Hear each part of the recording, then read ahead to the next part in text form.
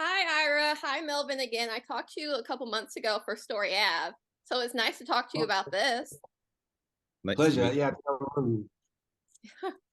So, Ira, for your directorial debut, I feel like you took so many risks.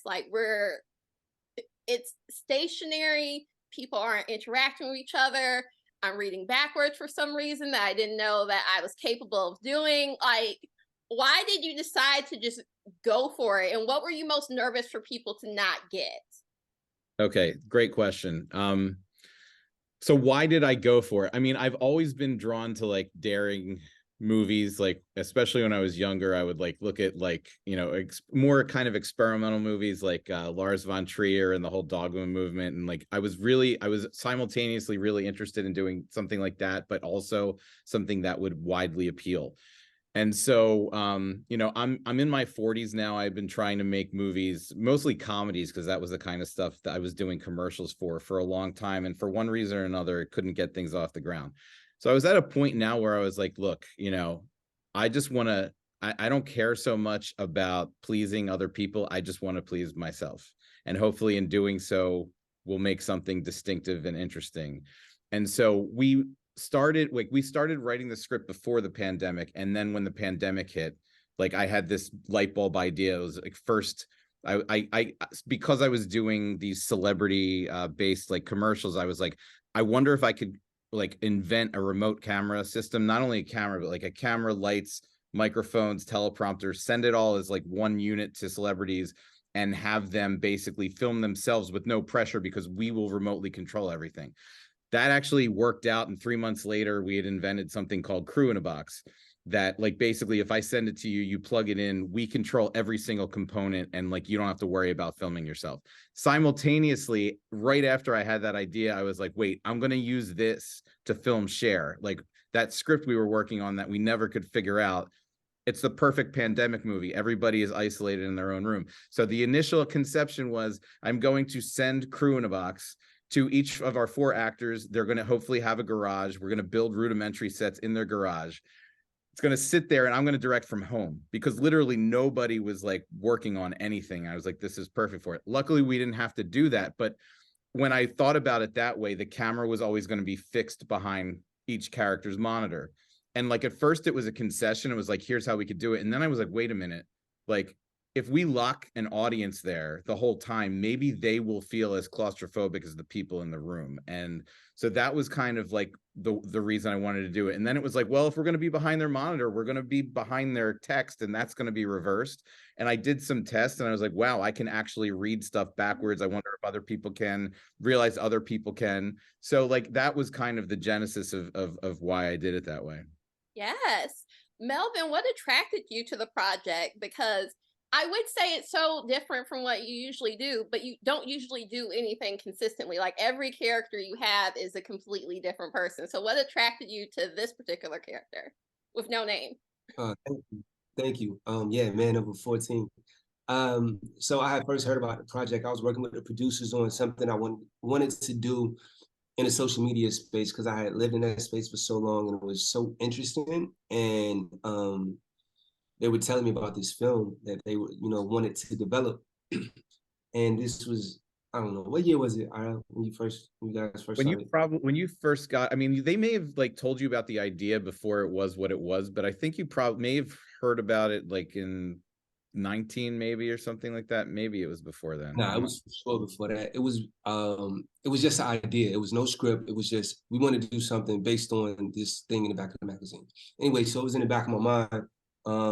And then pandemic came and I thought it was an interesting project. I liked the script. Like you said, they presented the idea of like a crew in a box. And I thought the invention was cool, but I'm like, for me to shoot an entire movie that's already really limiting, just one camera, no cuts, and like I'm in the room by myself, not in the room by myself, but literally by myself, no director, no camera people.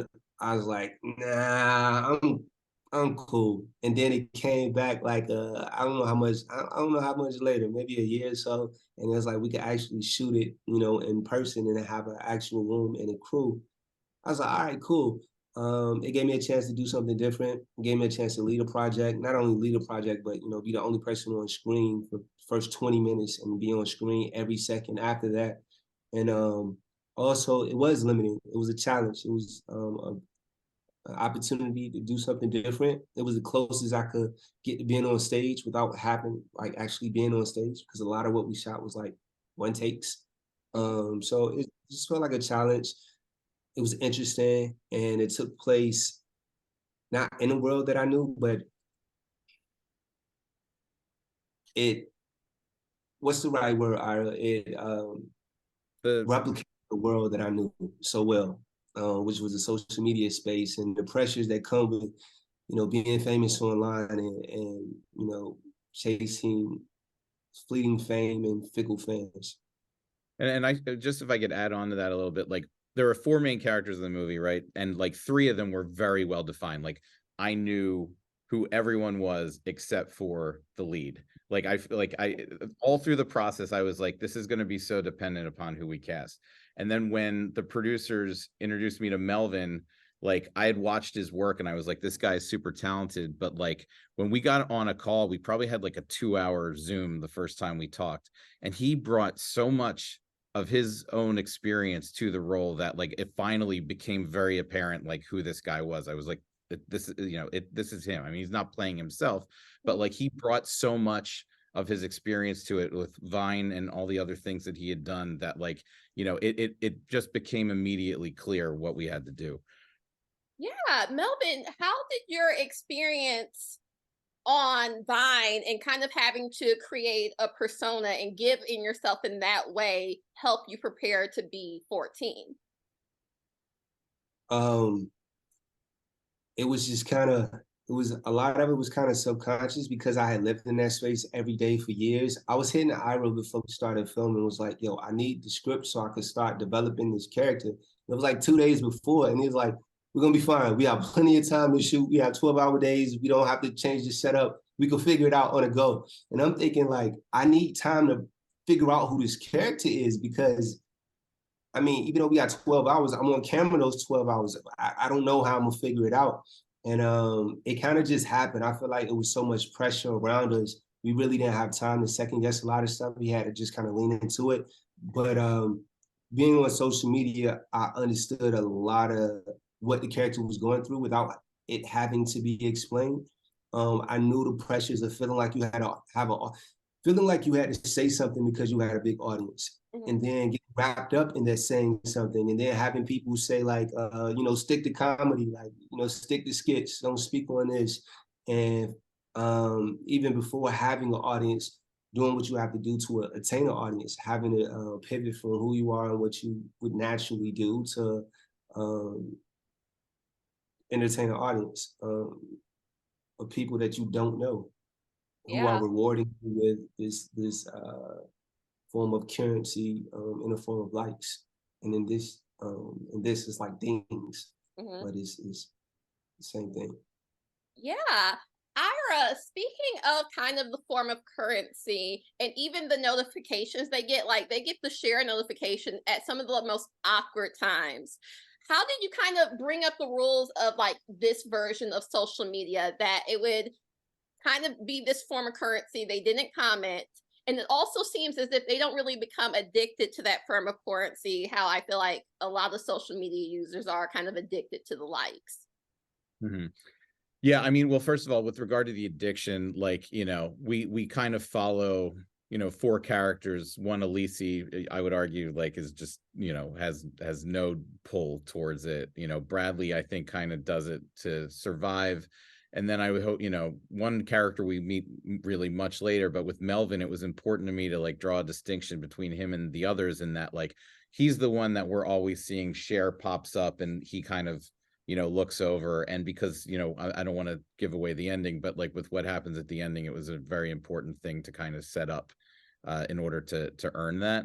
So that was that decision in that regard. And then in terms of like I really want it, look, it's got this like retro like 1980 style kind of font and look to it, And so that was an intentional choice because like we wanted the system to not feel like something of today. Like today's, with all the AI and everything else going on, and how sophisticated like TikTok and all these other things are, like it's like perfectly targets you, and you know, it kind of feels like it's spying on you in a way. And I wanted this to feel more like, what would the beginnings of that system look like? And so that's why it looks the way and feels the way it does. Yeah. Melvin, how was it like to act alone and have what I read, it's kind of the teleprompter that you're seeing Bradley, Danielle, Elise in these areas? Did it kind of feel claustrophobic to you? Did it feel very isolating? Like, what was that experience like? It felt limiting. Ira is very inventive. Like he created like this mirror screen where he was able to send text. It wasn't always exactly what we needed to see, but it was a visual of the text. And then he also created something where it was like a live feed of Alicia or Bradley or Danielle. So I could, the same way I'm looking at you now, this is how it was. It was literally just like a Zoom. So sometimes it would lag, sometimes there'd be audio difficulties, but we will have an eye line. So it was a little harder to like make human connection like through the screen, but it was true to the world. You know, if we're in a world where we can only see each other through the screen, like our connection is going to be what our connection is. You know what I mean? Like the character is dealing with the same limitations that I am as an actor. So just let it all, you know, ring true to what it is and just take it for what it was. So I feel like it worked. All of the limitations were the same limitations that the character would, you know, share with me outside of just the one limitation I felt I that wasn't a reflection of the character's limitations was the set. Like I couldn't touch the camera, and I couldn't touch the walls because they were styrofoam and they would break.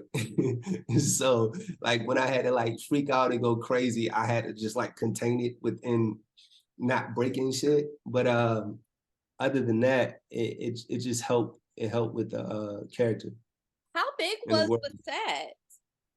I think it was like 12 feet across, and maybe the side walls we built maybe 10 feet of them because you can't see all the way, you know, to the camera. Absolutely not. I feel like that would eventually get to me, even though they do create like these homes and whatnot.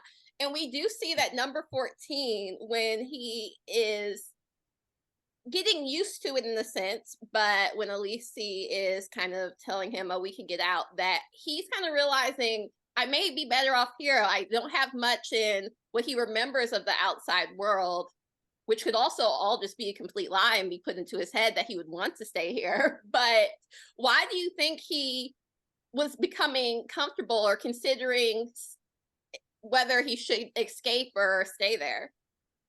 Melvin, you take that one.